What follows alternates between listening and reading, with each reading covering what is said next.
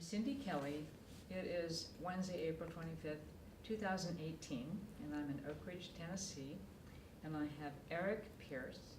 And my first question to Eric is to please say your name and spell it. My name's Eric Pierce, and that's E-R-I-C, Pierce, P-I-E-R-C-E. Great. Thank you. You're welcome. All right, now another question, which is going to be easy too, basically to tell us about yourself, about where you were born and your childhood education and how you became interested in being a scientist. So I am originally from New Orleans, Louisiana, and I went to high school there. I graduated from a high school, which is a college preparatory high school called McDonald No. 35. And from that school, I went on to undergraduate at Alabama A&M University. It's a small school in Huntsville, Alabama, where I played 4 years of baseball while also maintaining getting a bachelor's degree in environmental science with a minor in chemistry. After finishing from Alabama A&M and doing a series of internships at a national lab out in the Pacific Northwest, which is Pacific Northwest National Lab, I went on to graduate school at Tulane University after graduating from Alabama A&M. I realized through the internships that a bachelor's degree wasn't enough, and I realized that I was quite interested in doing research. And so I enrolled in Tulane, and at Tulane I finished with a Ph.D. In what I would refer to as low-temperature geochemistry. And as I explained to my kids, geochemistry is simply sits at the intersection of how water influences the earth around us, so to speak. Primarily rocks and minerals, which in some respects most of us experience them either as rock outcroppings like granites and basalts in Hawaii, but also as water interacts with those particular rocks, it forms a lot of the soils that we use to grow crops, grasses, etc. So that's kind of my story. And from graduate school, I moved on to, took a job at P&L, was there for about 10 years, and from P&L, which is a national lab, to Oak Ridge, and I've been here now about 7 or 8 years. So, Wonderful. I'm a scientist. I always tell people all the time I'm a scientist first, I'm a group leader second, group leader of the Earth Sciences Group, which is in the Environmental Sciences Division.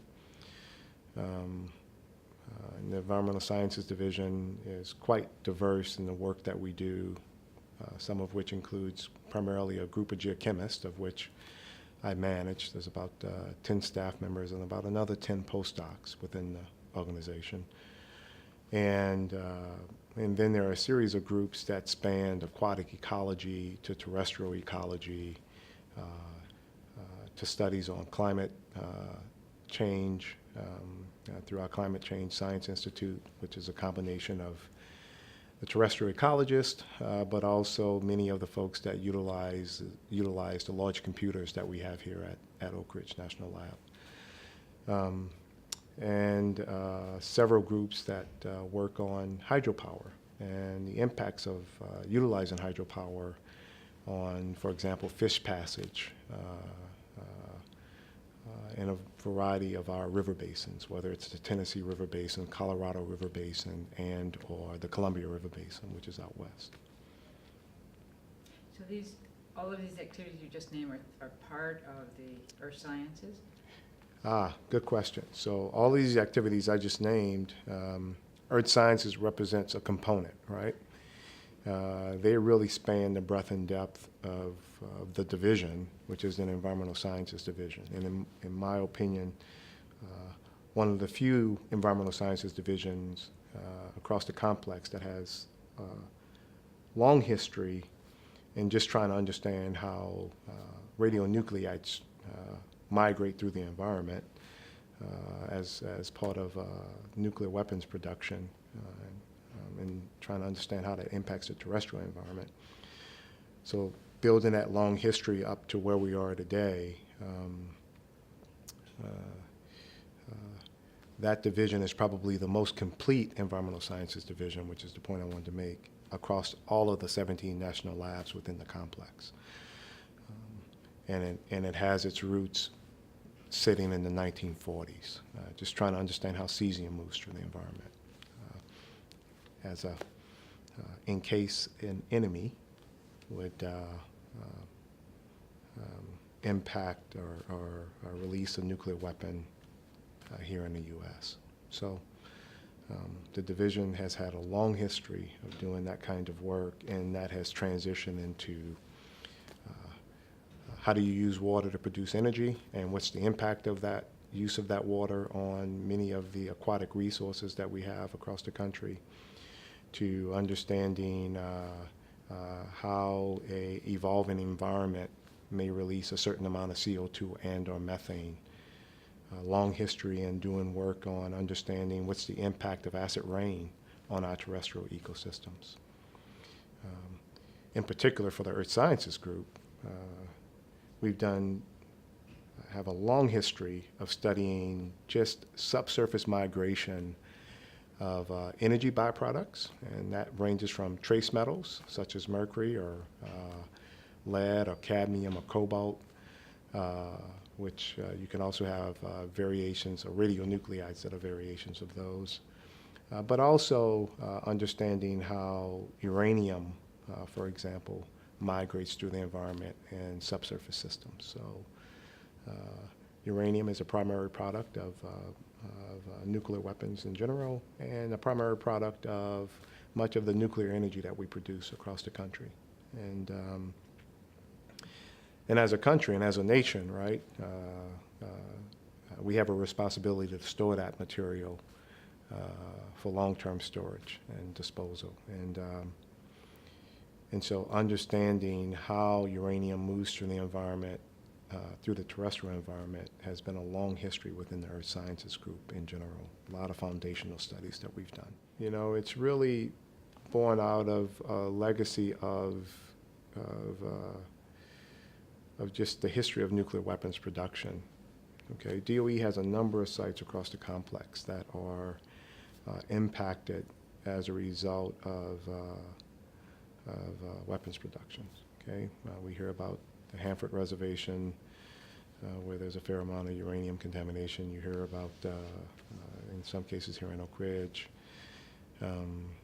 In addition to that, many of the nuclear power plants have used fuel that they eventually will dispose of, okay? And how do you just store that material in a safe manner? So all of these represent conditions that are in some cases energy byproducts, but in some cases just a history of the Manhattan Project. And the Department of Energy has had a long history, one of understanding how those materials move through the environment, but more importantly, how do we address the legacy, the contamination legacy that exists. And what my group does primarily is provide that foundational knowledge that enables the department to address those issues in a safe manner. That's very worthy. There are a lot of, I guess, examples of contamination in, let's say, the East Fork Poplar Creek years ago. I think that was mercury contamination, right? So where does that stand today? So I always like to explain to people, while East Fork Poplar Creek represents a point source pollution of mercury to a stream system, mercury really represents a global pollutant that is a result of the burning of fossil fuels, primarily anthropogenic releases from coal-fired plants. Okay? In addition to that, you have a number of sites across the country that were former gold mining sites. many that exist out west. And elemental mercury has a unique property that it has the ability to amalgamate gold, okay? It creates just a material that allows you to extract gold, by mixing it with minerals, gold in its native form in the earth. And after mixing it, you have the ability to remove the mercury by simply burning the material, the resulting material, okay? And that allows you to recover gold, okay? So if you can think back into the 1800s, we did quite a bit of mining of gold in early 1700s or so, mid 1700s, late 1700s. So you have a number of mining sites that have point source pollution from just gold mining itself. In the case of here in Oak Ridge, the legacy that exists for the mercury contamination within East Fork Poplar Creek is primarily the result of isotope separations that was done within the Y-12 National Security Complex. And a fair amount of mercury was lost in the environment or unaccounted for. And so it's estimated somewhere around 700,000 pounds of mercury was lost to the environment. Not all of that mercury ended up in East Fork Poplar Creek, but some of it did, okay? And what we're currently studying is just, again, providing that foundational knowledge, really basic science, to understand how mercury cycles in the environment, okay? One step is to, by understanding how it moves, how it migrates, how it interacts with other ligands within the environment, for example, dissolved organic matter, understand how it is transformed by different anaerobic microbes in the environment, okay? Provides a significant amount of understanding that will be required to not only address the issue here in Oak Ridge, but the issues that exist worldwide in terms of former gold mining sites. An example of that would be the United Nations now recognizes the issues around mercury globally, primarily from artisanal gold mining and small-scale gold mining that's going on in many of the developing countries. At this stage, while many of the emissions of mercury have decreased from North America as well as in Europe, the emissions from many of your developing countries, Asia, Africa, is on the rise. And that's in part because of small-scale gold mining, as well as the burning of fossil fuels in places like China. So, again, being able to develop that foundational knowledge of different reactions that occur in the environment, how mercury moves, how it's converted from inorganic mercury to methyl mercury, which is the primary risk driver, all right, and I'll explain why that is here in a minute, is important for a broad range of issues, both here in the U.S., but also globally. The reason why we care so much about methyl mercury is that it can have an impact on our the neurological development of humans. And the primary concern is in infants, young kids, and elderly. Us as humans, methyl mercury has the ability, us as humans come in contact with it through fish consumption. I want to make sure I make that clear. The reason why that becomes important is methyl mercury has the ability to bioaccumulate up the food chain, all right? So a small amount in water increases in total concentration as you move up the food chain, going from small microbes that are in the stream. Certain critters eat those microbes. Smaller fish eat those critters. And then larger fish, in our case, like trout, eat those smaller fish, okay? The concentration of methyl mercury in trout or bluefin tuna can be quite high because they sit at the highest level in the food chain, okay? And so, and things like tuna, trout, many people like sushi, bluefin tuna, which is the creme de la creme of sushi, can have quite a bit of methyl mercury, and that they live a long time and they get really, really big and they eat a lot. So, the primary concern is really through fish consumption, okay? And so in many of these cases, things like bluefin tuna, trout, they have fish consumption advisories. In other words, how many of them can you eat if you're pregnant, if you're a pregnant female? Okay. So. Wow, really a global perspective. Yeah. Methyl mercury is quite complicated. Understanding how it transforms in the environment, its ability to move around the environment, and how it relates to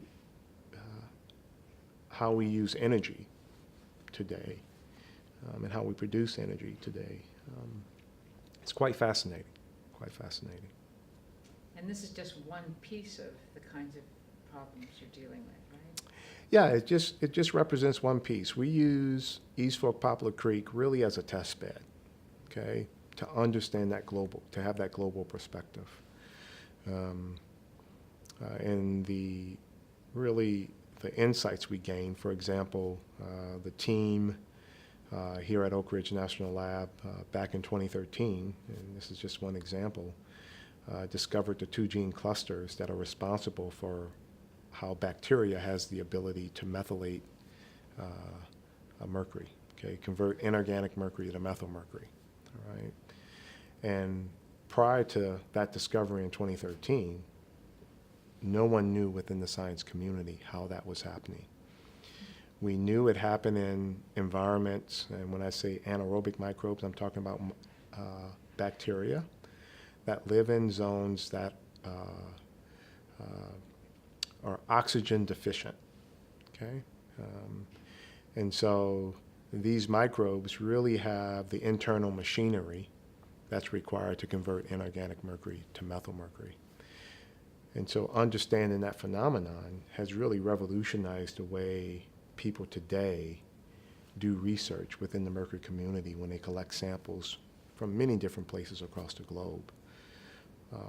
The team has used ORNL's foundational capability in genomics and genetics,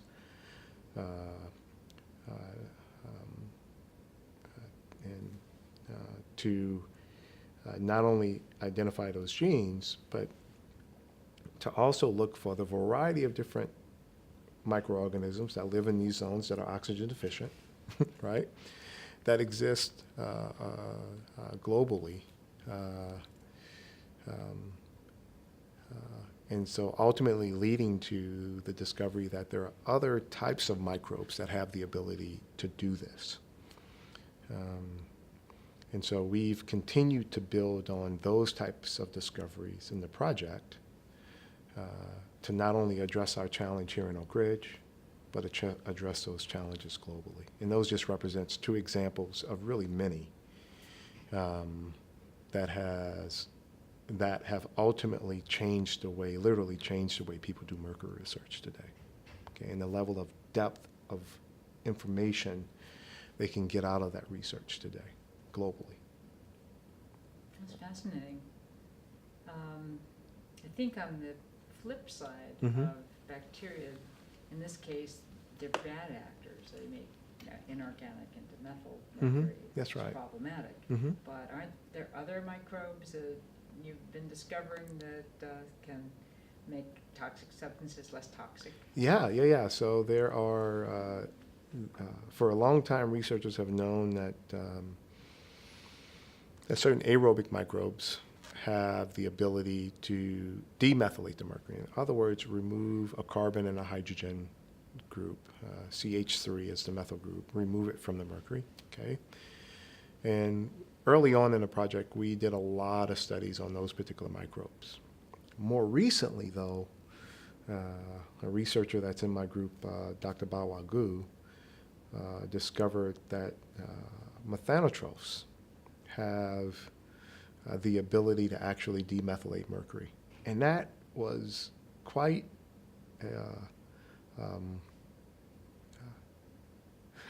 it's kind of like we stumbled on it, right? with some collaborators both at the University of Michigan and at another university that escapes me right now. But,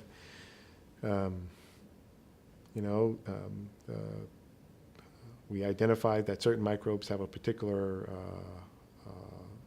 molecular compound referred to as methanobactin. It's just a way that microbes have the ability to acquire copper in the environment. So copper is an essential micronutrient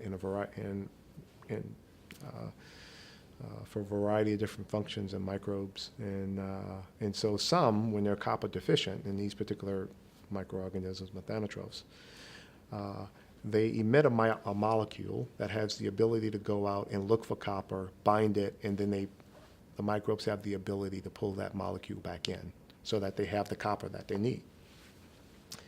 And this particular molecule also has the ability to complex methyl mercury. And then when it comes back into the microorganism has the ability to then demethylate that mercury. We still don't know how it does it, right? And that's really a part of what we plan to do as we move out into our next 3 years of the project. It's a fascinating thing. There are a lot of things we have to work on over the next 3 years to unravel that mystery. But it's quite exciting because, one, knowing that microbes have the ability to do this, and the truth is they do it with other metals too, such as iron. Siderophores is another similar to methanobactin. So we know microbes have the ability to emit these things, but what we didn't know was that this particular molecule had the ability to demethylate the mercury, right? And that discovery was quite exciting. So you have some bad actors, you have some good actors, right? And what we want to understand is what's the balance between those two processes, right? Some produce methyl mercury, some have the ability to degrade it, right? And how do you determine which one wins in a particular condition? Again, brings it back to understanding how mercury cycles within a system such as a flowing stream, which represents, again, our test bed that we're studying today. It's interesting if you think about if people are so adversely affected by methyl mercury, Mm-hmm. but there are these microbes that destroy it. Mm-hmm. So maybe somebody who's been poisoned with that might Mm-hmm. be cured or, treated. Yeah, I think I'm not a medical doctor. What I can tell you is the history and the story behind how we figured out that methyl mercury was a problem. That really sits as a result of mercury being used in an industrial process in Japan. And as you know, as I mentioned before, right, we talked about sushi and tuna, right? And so in this particular situation, mercury was being used in an industrial process. Was being released to a stream system, ultimately into a reservoir, and maybe not necessarily a reservoir as it was a lake per se. That lake was used for subsistence fishing. And many of the people within the community began to get sick as a result of methyl mercury poisoning and in general mercury poisoning. And several researchers and doctors traced it back to the activities that were happening at this particular industrial plant. And that, till this day, has sparked many of the conferences that are going on within the mercury community. Every 2 years, everyone who does research on mercury transformations in the environment attend a conference called the International Conference on Mercury as a Global Pollutant. And it moves around the world roughly every 2 years. And so as a result of that situation in Minamata, Japan, much of the foundational work that has gone on within the community has focused on trying to understand how methyl mercury is being produced in the environment and cycled in the environment, and then ultimately how it biomagnifies up the food chain. So while I can't speak directly to strategies to detoxify methyl mercury, people who may experience high levels of methyl mercury, that one anecdotic story speaks to how we discovered it, right? So. I think I've seen a photographic album of the victims of that poisoning, and it's just crippling. Yeah, it's crippling. It's terrible. Yeah, it's crippling. Neurological effects of methyl mercury affects fine motor skills. Yes, so it's, I've had colleagues who have been to, we don't send everybody to the conference every year, as, travel to places like Japan or China, Asia. You have to select a few. But I've had colleagues come back from the conference and just mention that in some cases, people who were victims or who had family members that were victims and are in some of those photos, which is one of the reasons why we don't show the photos at all, explain and interact with many of those family members, or descendants that who had family members that were impacted, and just have discussions with them about the importance of the work that we're doing. So much of the team that's here at ORNL, as well as many of the researchers across the country, right, that serves as extra motivation to, one, understand it, and two, help not only DOE but others across the globe design ways to mitigate the issue. Oh, that's great. So are there other aspects of your mission that you want to talk about? One comment I do want to make is simply speak to the unique environment of the laboratory. And I don't think I can emphasize that enough. From the historical mission, right, the national labs were built to very simply beat Hitler and building a nuclear bomb, right? And